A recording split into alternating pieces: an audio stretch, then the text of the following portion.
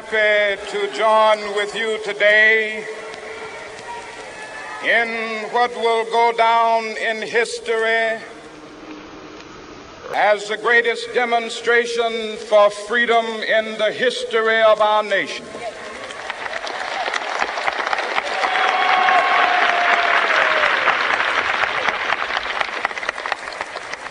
Five score years ago, a great American in whose symbolic shadow we stand today signed the Emancipation Proclamation. This momentous decree came as a great beacon light of hope to millions of Negro slaves who had been seared in the flames of withering injustice. It came as a joyous daybreak to end the long night of their captivity. But 100 years later, the Negro still is not free. 100 years later, the life of the Negro is still sadly crippled by the manacles of segregation and the chains of discrimination.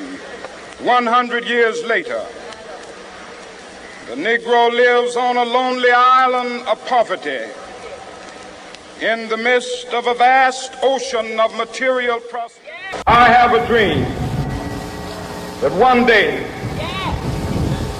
this nation will rise up and live out the true meaning of its creed. We hold these truths to be self-evident, that all men are created equal.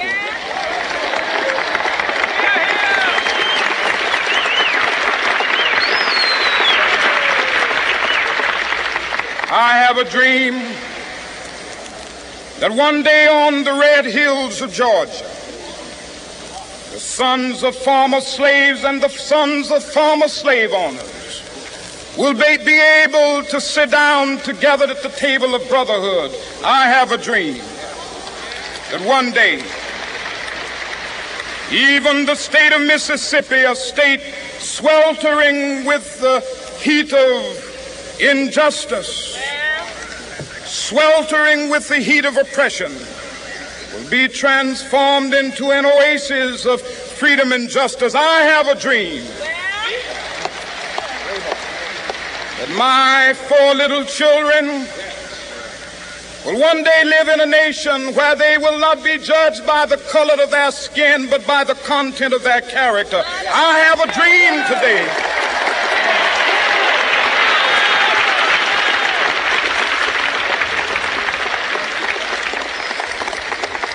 I have a dream that one day down in Alabama, with its vicious racists, with its governor having his lips dripping with the words of interposition and nullification, one day right there in Alabama, little black boys and black girls will be able to join hands with little white boys and white girls as sisters and brothers. I have a dream today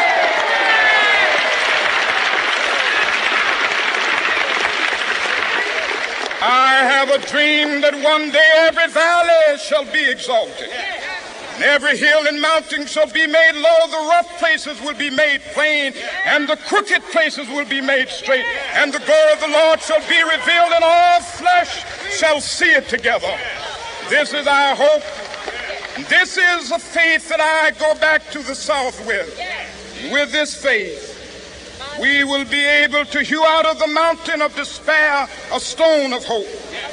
With this faith, we will be able to transform the jangling discords of our nation into a beautiful symphony of brotherhood.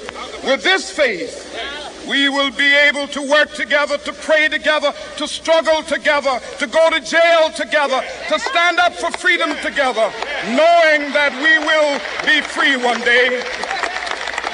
This will be the day.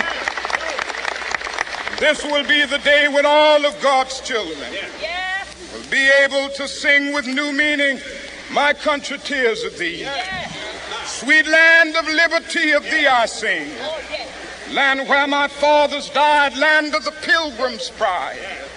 From every mountainside, let freedom ring. And if America is to be a great nation, this must become true. And so let freedom ring. From the prodigious hilltops of New Hampshire, let freedom ring. From the mighty mountains of New York, let freedom ring. From the heightening Alleghenies of Pennsylvania, let freedom ring. From the snow-capped Rockies of Colorado, let freedom ring. From the curvaceous slopes of California. Not only that, let freedom ring from Stone Mountain of Georgia. Let freedom ring from Lookout Mountain of Tennessee. Let freedom ring from every hill and molehill of Mississippi, from every mountainside. Let freedom ring. And when this happens, when we allow freedom to ring, when we let it ring from every village and every hamlet, from every state and every city, we will be able to speed up that day when all of God's children, black men and white men, Jews and Gentiles, Protestants and Catholics, will be able to join hands and sing in the words of the old Negro spiritual. Free at last, free at last. Thank God Almighty, we are free at last.